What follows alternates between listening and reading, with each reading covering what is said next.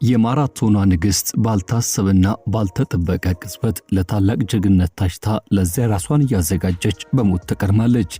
ይህች የኢትዮጵያ አትሌቲክስ ምልክት የሆነችው ተወዳጁ አትሌትና ድንገተኛው በሞት መነጠቅን የዛሬ መረጃ ሰዓታችን ቀዳሚ አድርጎ በስፋት ይቃኛል። የአትሌቷ ድንገተኛ ሞትና ከሞቱ ጀርባ ያለው አነጋጋሪ ጉዳይ ይቃኛል። በሌላ በኩል ደግሞ በኢትዮጵያ ለመጀመሪያ ጊዜ በተከናወነው የሚክስድ ማርሻል አርትስ ወይም ደግሞ ኤምኤምኤ ፋይት ለመጀመሪያ ጊዜ ከተደረገ በኋላ የዚህ ስፖርታዊ ውድድር ተወዳጅነት ጨምሯል።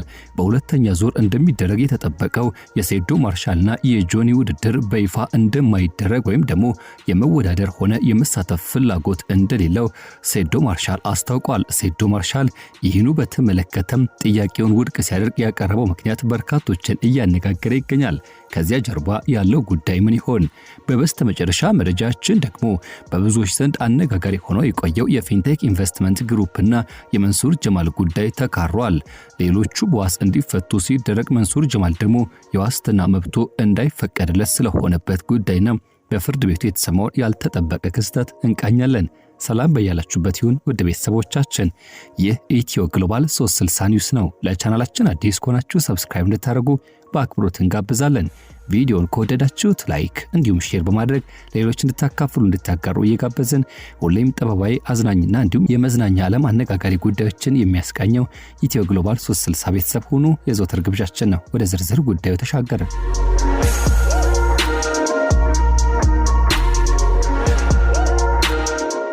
በኢትዮጵያ አትሌቲክስ ሰማይ ላይ እጅግ ልብን ሰባሪና ብዙዎችን ያስደነገጠ መርዶ በዛሬው ዕለት ሰምቷል። የማራቶን ንግስት ተብላ እስከ መጠራት የደረሰችው አትሌቷ ከዚህ ዓለም በሞት ተለይታለች። ለዚያውም ልምምድ እያደረገች ባልታሰበበትና ባልተጠበቀ ቅጽበት ዛሬ በኢትዮጵያ ሰማይ የወደቀው ፀሐይ እንደ ወትሮ አልነበረም።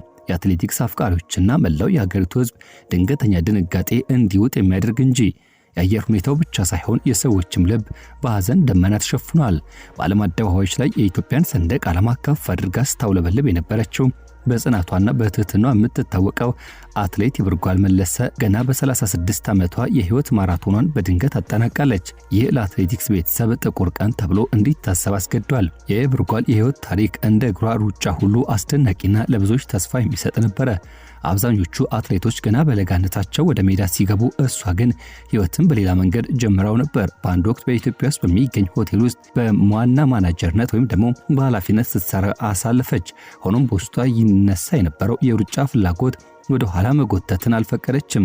ስራዋን ከልምምድ ጋር እያጣጣመች የስራ ገበቷ ላይ ከመገኘቱ አስቀድሞ ሌሊቱን ለበርካታ ዓመታት ልምምድ ስታደርግ ቆየች። በራሷ ጥረት ይህች ብርቱ ሰው ከሆቴል ማናጀርነት ወደ ዓለም አቀፍ የማራቶን ንግስትነት የተሸጋገረችው ተአምር በሚባል መልኩ ነው። በጎዳና ሩጫዎች ላይ ስትታይ የይብርጓል መለያዋ ብልህነት ነበር።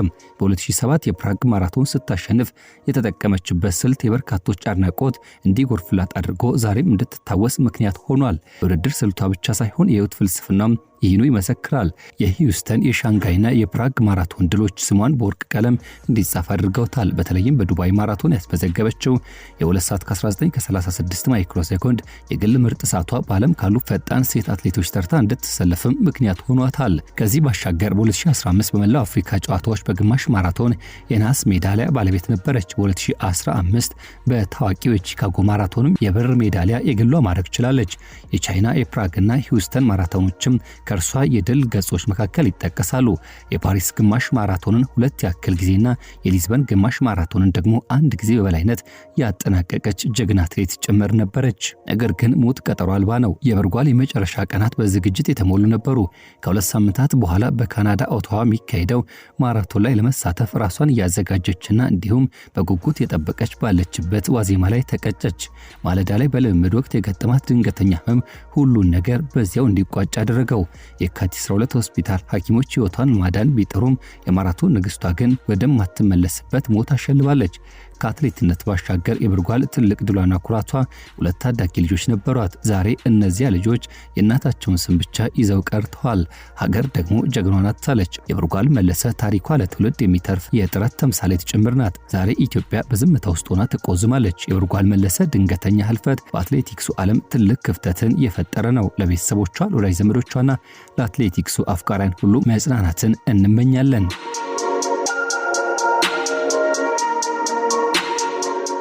በርካቶች እየተነጋገሩበት ስለሚገኘውና በብዙዎች ዘንድ ሲጠበቅ የነበረው የሴዶ ማርሻልና የጆኒ ጁጁትሱ ፋይት በተመለከተ ሴዶ ማርሻል የበስተመጨረሻ ያለውን ጉዳይ ተናግሯል። በውድድሩ ፈጽሞ እንደማይካፈል አስታውቋል። የ10 ሚሊዮን ብሩ ጥያቄ ተቀባይነት ማግኘቱ ያስደነገጠው የሚመስለው ሴዶ ሌላ ቅድመ ድርድር ያስቀመጠ መስሏል። ሁለተኛው የኢትዮጵያ ድብልቅ ማርሻል አርት ውድድር የሚሆን አልመስል ያለ ሆኗል። ሴዶ ማርሻል ከ5 ሚሊዮን ብር የጀመረው ጥያቄው 10 ሚሊዮን ደርሶ ተቀባይነት ቢያገኝም ዜናው ለእርሱ ሌላ መርዶ ያስከተለ መስሏል። በዚህም ባሳለፍነው ሳምንት መጨረሻ ይፈርማል የተባለው የፍልሚያ ውል ሳይሳካ ቀርቷል።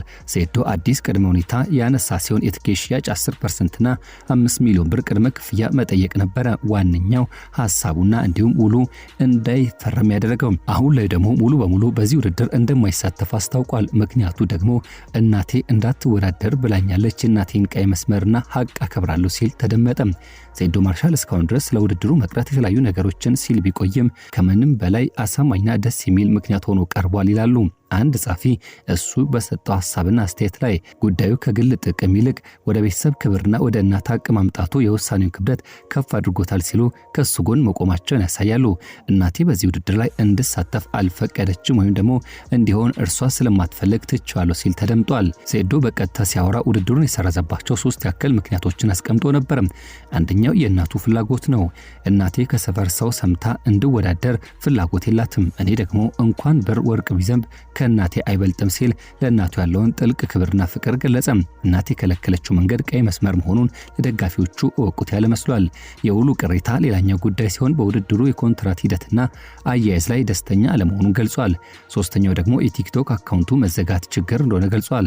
የራሱ የቲክቶክ አካውንት መዘጋቱ አንዱ እንቅፋት እንደሆነበት ሴዶ ማርሻል የተናገረ ሲሆን ከ1.5 ሚሊዮን በላይ ተከታይ የነበረው የአካውንቱ መዘጋቱ እንዳስደነገጠው ገልጿል። ውድድሩን እንዲያቋርጥ ታዲያ እነዚህ ዋና ምክንያቶች እንደሆኑት በተያያዥነት ጠቁሟል። በርካቶች ግን ከመሸሽ ወይም ደግሞ የወደፊት ገጽታውን ለማስተካከል ከማሰብ የወሰነ ውሳኔ ሲሉ እየጠቀሱ ይገኛሉ።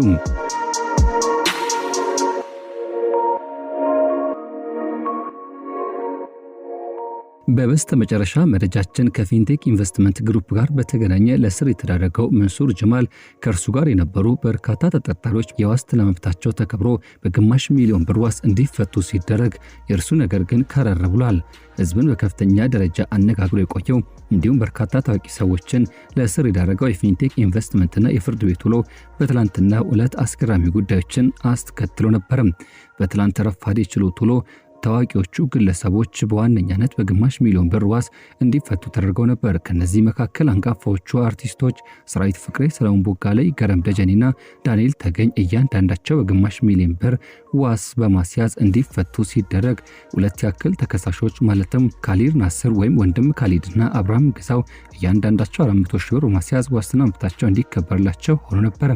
ሁለቱ ግለሰቦች ያላቸው የገቢ መጠን ታይቶ 400 ሺህ ብር እንደተጠየቀ መገለጹ ይታወሳል። ታዲያ ትናንት ከከሳት በኋላ የነበረው የፍርድ ቤት ውሎ የቲክቶከር መንሱር ጀማልን ጉዳይ ለብቻ ለማየት ወስኖ በዚያ መሰረትም አይቶ ነበር። የጧቱ ክፍለ ጊዜ ለአርቲስቶቹ መልካም ዜና ያሰማ ቢመስልም ለእርሱ ግን ሌላ መርዶ አስከትሏል። ባለፈው ሳምንት አቃቤ ሕግ የመንሱር ዋስትና መውጣት አጥብቆ በመቃወም ምክንያቱም በጽሁፍ እንዲያቀርብ ፍርድ ቤት አዞት ነበር። የትላንትናው ከሰዓት ችሎት ታዲያ የግራ ቀኙን ክርክር የተመለከተ ሲሆን መንሱር ጀማል ከጠበቆቹ ጋር በድጋሚ ፍርድ ቤት ቀርቧል። ጠበቆቹም በአቃቤ ሕግ መቃወሚያ ላይ ምላሻቸውን በጽሁፍ አስገብተዋል። ይሁን እንጂ ፍርድ ቤቱ የቀረበውን የጽሁፍ ክርክር መርምሮ በመንሱር የዋስትና ጉዳይ ላይ የመጨረሻ ብይን ለመስጠት ለግንቦት 10 ቀን 2018 ዓ.ም ማለትም ለተጨማሪ 7 ያክል ቀናት ተለዋጭ የጊዜ ቀጠሮ ሰጥቷል። ይህ ውሳኔ ቲክቶከሩ እስከ ቀጠሮ ቀን ድረስ በፌዴራል ፖሊስ ማቆያ ውስጥ በእስር ላይ እንዲቆይ ያስገድደዋል። ይህ ውስብስብና የብዙዎችን ትኩረት የሳበው የፍትህ ሂደት በቀጣዩ ግንቦት 10 ቀጠሮ ተጠርጣሪዎቹ በቀረበባቸው ክስ ላይ ያላቸው መቃወሚያ የሚያዳምጥ ይሆናል። ውድ ቤተሰቦቻችን እኛም የዛሬ መረጃ ሰዓታችንን እዚህ ጋር እንቋጫለን።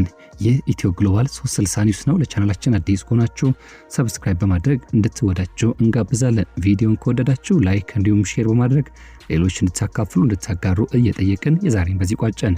በያላችሁበት ጥሩ መልካም ጊዜ ተመኘን።